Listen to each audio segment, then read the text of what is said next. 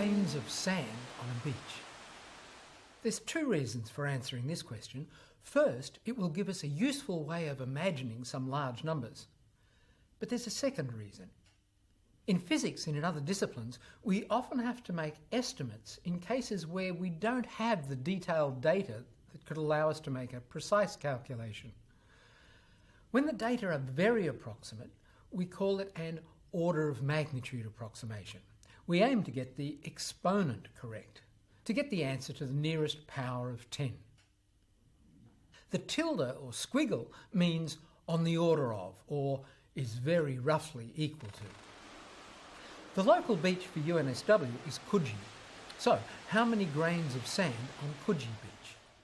If I know the volume of sand and the volume of a typical grain of sand, then I have the answer. Well, from walking along the beach, I know that it's about 400 metres long. Looking at it, I can see that it is, very roughly 40 metres wide.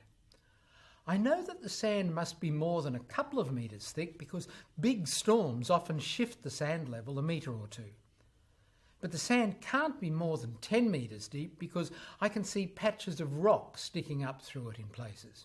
So let's say it's very roughly 3 metres deep.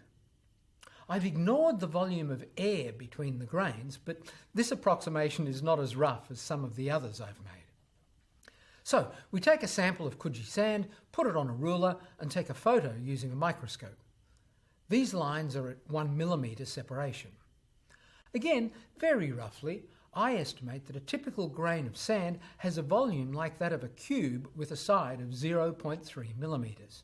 So, substituting the values, I give my answer as 10 to the 15. I've omitted the 2 from the calculation because if I leave that 2, you might think that I mean 2 rather than 1 or 3. And as you know, my answer is just not even that precise. So I give the answer as on the order of 10 to the 15.